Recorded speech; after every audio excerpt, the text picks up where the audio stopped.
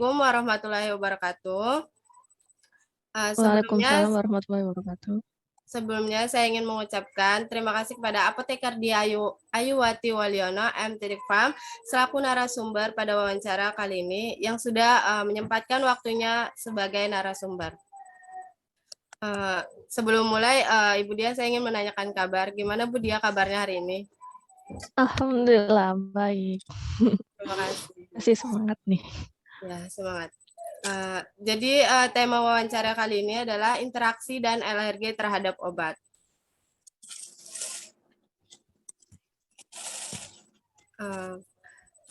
Izinkan saya memperkenalkan diri saya sebelum memulai wawancara ini. Saya sebagai moderator, saya Rosmalia sebagai moderator pada wawancara kali ini, dan ada teman saya Margita Safitri, Cindy Maria Marbut, dan Safira Hasa. Baik, Ibu, kita langsung aja ke pertanyaan yang pertama. Ibu kan sebagai apoteker. Nah, awalnya apa sih motivasi awal Ibu ingin menjadi seorang farmasi dan pada akhirnya sekarang Ibu bisa menjadi seorang apoteker? Motivasi awalnya, jadi waktu awal-awal kuliah atau memilih jurusan farmasi, saya milih mata kuliah apa yang saya suka ketika di SMA, dan saya sukanya kimia kebetulan. Tapi misalnya terlalu murni kimia, jadi kayak jurusan kimia murni dihilangkan. Kemudian teknik kimia, saya nggak suka kalau terlalu ada yang berhubungan dengan fisika, karena saya tidak bisa fisika. Jadi teknik kimia nggak masuk ke range-nya. Jadi yang satu lagi ada farmasi. Nah, farmasi itu saya pilih karena pertama yaitu saya suka mata kuliah kimia. Jadi harapannya kan itu 4 tahun belajar tentang tentang jurusan itu. Pasti kalau nggak suka awalnya, jadi nanti saya nggak bakalan senang kalau misalnya belajar di jurusan itu. Lalu yang kedua, dia masih kayak terkait dengan ilmu kesehatan gitu. Dulu pengen jadi dokter, cuma saya takut kalau misalnya berhubungan dengan darah-darah gitu. Jadi alternatif lainnya kan masih ada farmasi, jadi dia masih berhubungan dengan ilmu kesehatan, terus ada mata kuliah yang saya suka juga. Kemudian untuk jadi apoteker,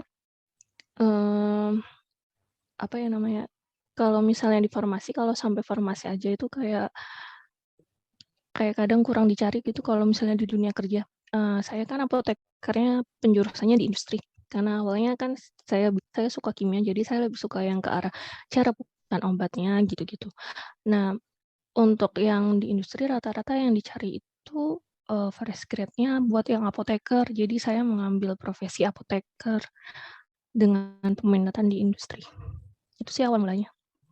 Oh, berarti Ibu emang suka sama pelajaran kimia ya, Bu? Dulu. Berarti Ibu menjadi farmasi ini tidak ada kayak suruhan dari orang tua gitu ya, Bu? Berarti karena Ibu emang suka aja dalam bidang kimia. Yang pilihan saya sendiri sih farmasi, kalau pilihan orang tua kedokteran soalnya. Wah, tapi karena Bu Dia takut darah, jadinya tidak Dan jadi ya. Oke, baik. Kemudian ada yang kedua, sebagai apoteker, sebenarnya apa sih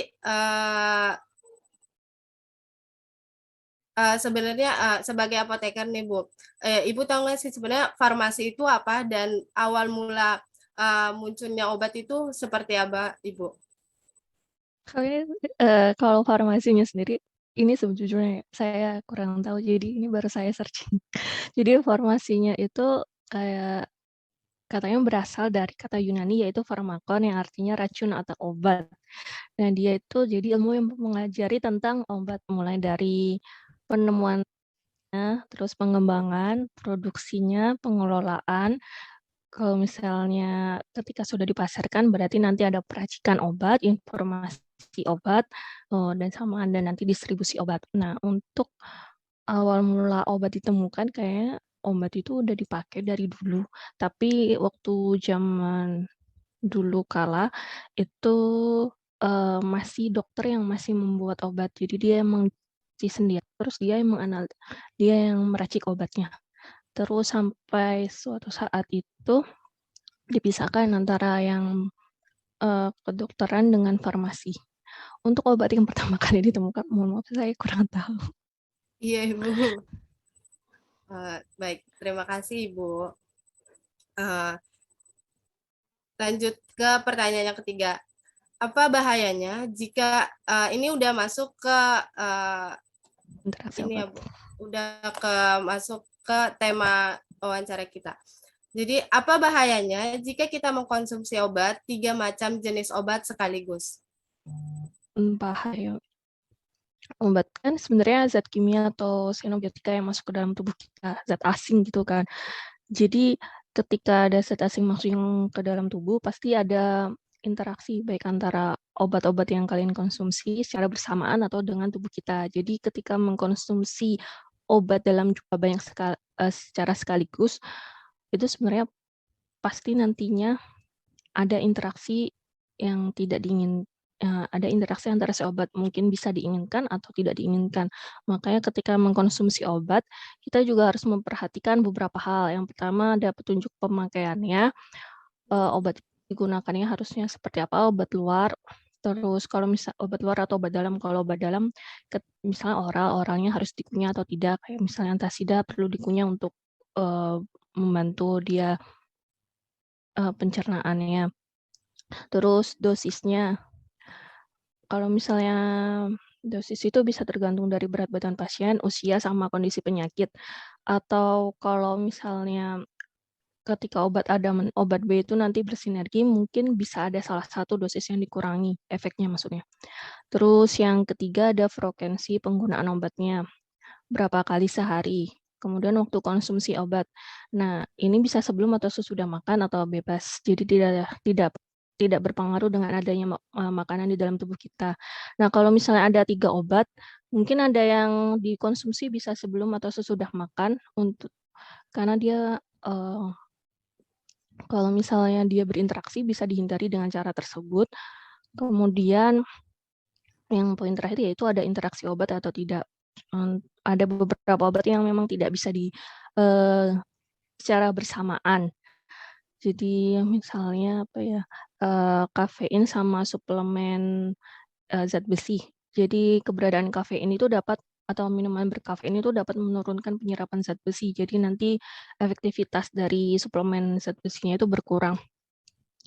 Nah, untuk yang interaksi obat ini, kan banyak yang kurang tahu atau farmasinya yang tahu. Jadi kalau misalnya ketika diberikan obat dalam jumlah banyak, bisa ditanyakan dulu ke dokter, atau kalau enggak ketika, apotekernya menyerahkan obat, coba ditanyakan, apa ini obatnya bisa dikonsumsi secara bersamaan atau misalnya perlu ada jeda waktu kayak 1 atau sampai 2 jam gitu.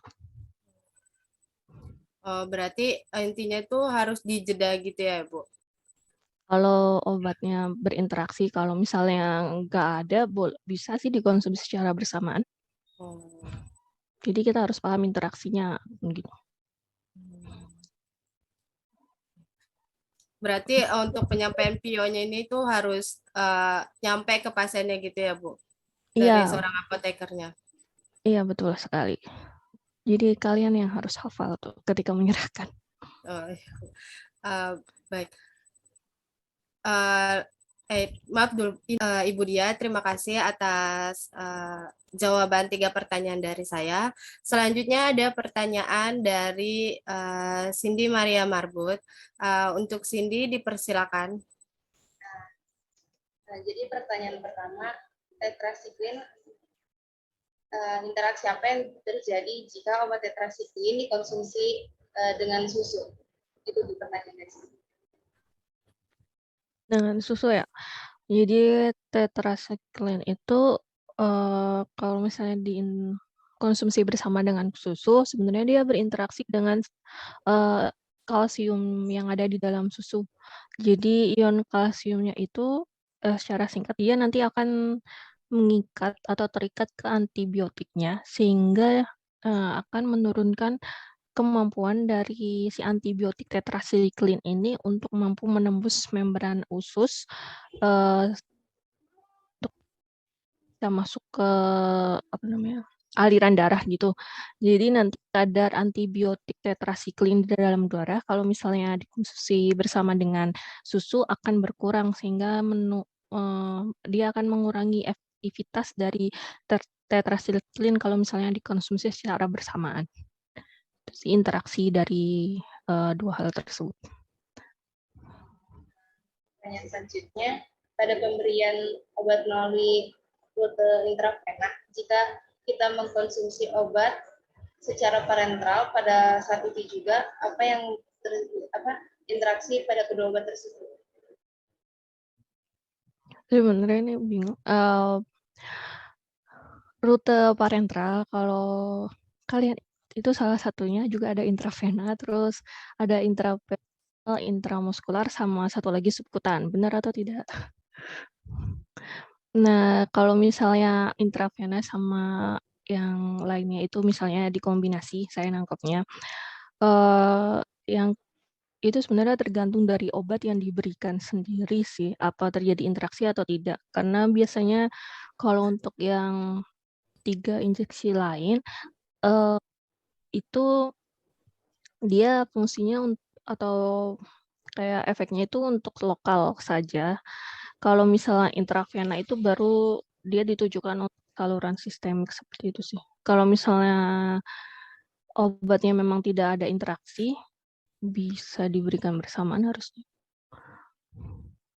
Baik, Bu, terima kasih. Pertanyaan selanjutnya oleh Kak Safirasa. Dipersilakan.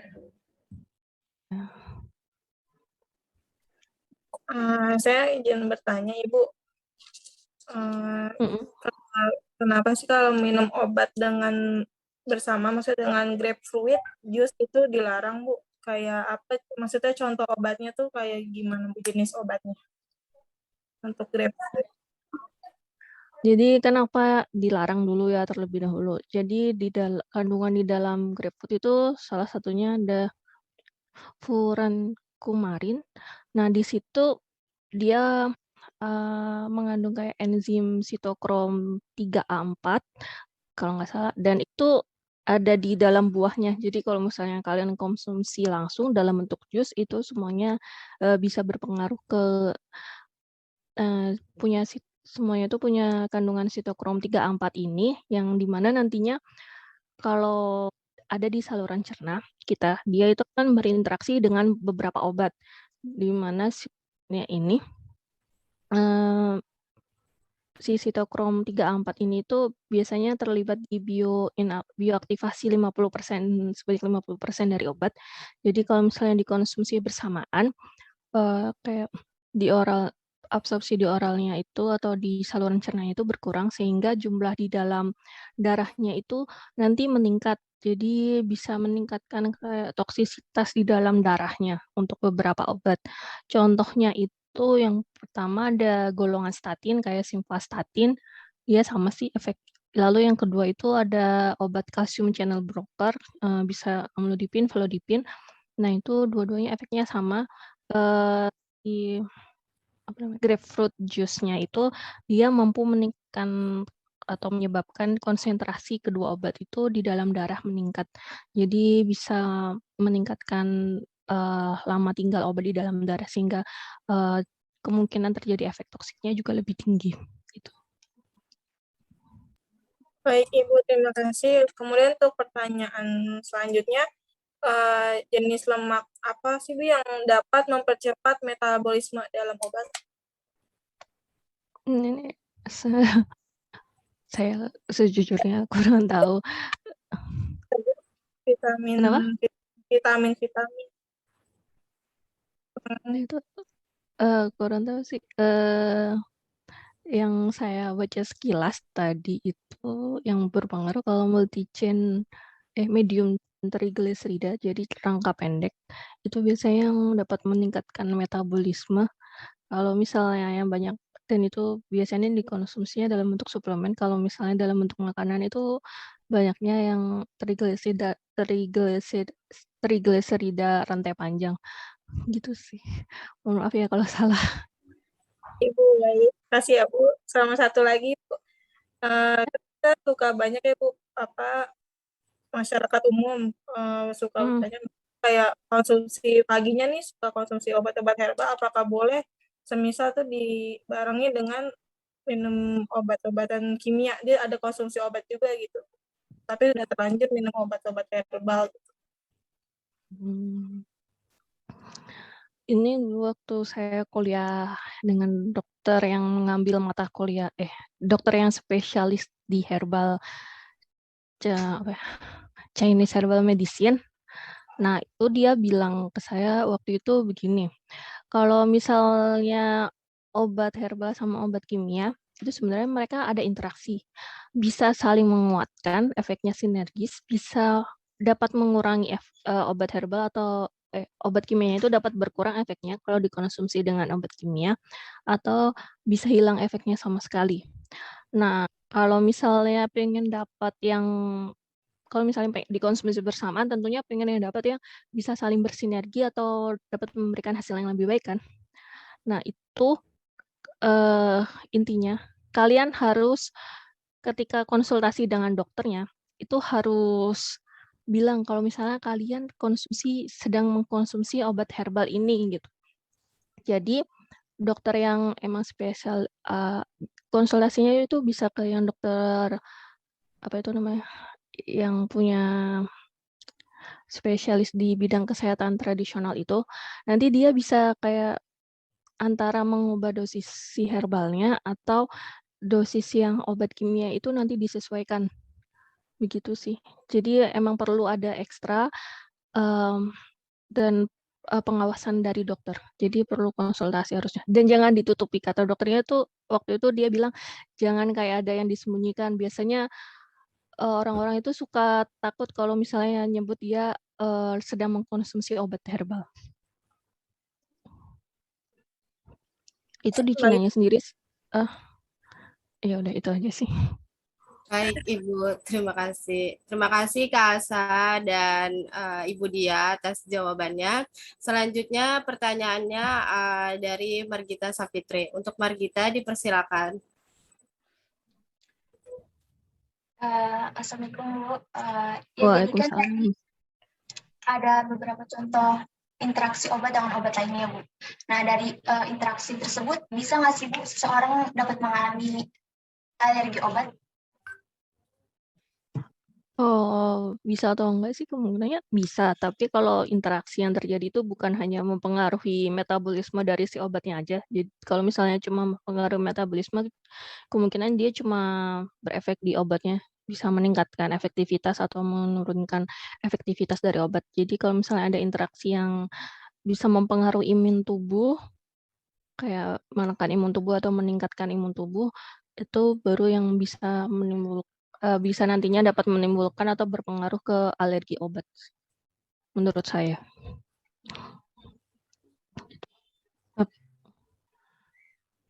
Lalu yang jadi penyebab utama pada alergi obat itu apa? Jadi alergi sendiri itu kan reaksi hipersensitivitas. Jadi karena imun tubuh kita itu mengenali zat yang masuk ke dalam tubuh atau nantinya disebut alergen itu kayak berbahaya bagi tubuh kita, padahal sebenarnya enggak bagi orang lain. Nah, yang awal mula timbulnya alergi yang pertama ketika si zatnya pertama masuk, kayak fase pertama atau fase sensitisasi atau kayak kenalannya gitu, si alergennya itu masuk nih ke dalam tubuh, terus sistem imunnya kayak berkenalan dengan si alergennya. Nah, ketika berkenalan, dia menganggap kalau obat itu berbahaya, jadi dia kayak membentuk antigen atau respon imun yang nanti dapat melawan si zat alergen ini. Terus si yang dibentuk itu diedarkan ke seluruh tubuh. Nah, waktu itu dia belum mengalami reaksi alergi. Baru nantinya ketika si alergennya masuk yang kedua atau terpapar yang kedua dalam jumlah banyak, si antigen yang sudah terbentuk dia akan menyerang si zat alergen yang masuk ke dalam tubuh kita karena dianggap berbahaya, barulah nanti timbul reaksi alergi kayak gatal-gatal, bentol-bentol merah gitu. Nah, kenapa sampai timbul reaksi alergi? Itu yang pertama bisa dipengaruhi oleh faktor genetik. Jadi kalau misalnya kedua orang tuanya atau ada riwayat alergi dari kayak orang tua atau kakek neneknya, kemungkinan dia juga bisa mengalami alergi tersebut. Lalu yang kedua, bisa juga dari penggunaan obat yang berulang kali dalam jangka panjang dengan dosis yang tinggi, atau yang ketiga, dia punya kondisi tubuh yang sistem imunnya itu rentan, di mana nanti dia lebih rentan terhadap alergi obat gitu sih. Lalu dari alergi, misal seseorang bisa alergi itu bisa sembuh total nggak sih, Bu? Kalau sembuh total kan kayak tadi berarti yang aneh itu sistem imun dia sendiri kan. Dia ngenali sesuatu yang biasa aja jadi zat berbahaya, betul nggak? Nah, Iya. kalau misalnya pengen sembuh total berarti kita harus kayak meriset si sistem imun tubuh kita. Jadi itu kemungkinannya kecil atau sangat sulit sekali. Jadi palingan bisanya tuh menghindari bagaimana supaya tidak terjadi alergi, kayak menghindari kontak dengan alergennya, terus menjaga kebersihan di sekitar rumah kita, kemudian atau kayak pokoknya menghindari pemicu alerginya gitu, sama menghindari kondisi yang dingin, karena biasanya kondisi atau cuaca yang dingin itu lebih rentan lebih rentan nantinya ke-trigger apa sih, memicu terjadinya sifat alergi gitu. Itu sih apa jawaban saya bisa diterima. Bisa, Bu. Ibu, mau nanya satu lagi. Ini terkait dengan alergi. Nah, biasanya itu timbulnya itu seperti apa sih, Bu, fisiknya di tubuh kita ketika kita alergi terhadap obat tersebut gitu, Bu. Misalkan kita alergi dengan paracetamol gitu. Macam-macam sih. Itu Itu tergantung responnya ya. Jadi bisa mulai dari timbul bintik-bintik merah dulu. Itu yang paling ringan kayak gatel-gatel atau ruam-ruam. Terus kalau sampai yang paling parah itu bisa terjadi kayak shock anafilaksis kalau disebut. Jadi gatal kayak sampai di seluruh tubuh, terus pusing kepalanya, tekanan darahnya sampai drop atau begitu. Jadi respon alerginya tergantung dari respon imun masing-masing orang gitu sih. Baik, Ibu. Terima kasih, Ibu Dia. Apa ada yang ingin tanya lagi? Baik, acara wawancara kita sudah selesai. Terima kasih untuk Ibu Dia selaku narasumber pada hari ini. Terima kasih atas luangan waktunya untuk kelompok kami, karena Bu Dia udah bersedia untuk kami wawancarai. Dan terima kasih buat teman-teman yang sudah memberi pertanyaan kepada Bu Dia. Mungkin sekian dulu wawancaranya. Terima kasih Bu Dia. Assalamualaikum warahmatullahi wabarakatuh. Waalaikumsalam warahmatullahi wabarakatuh.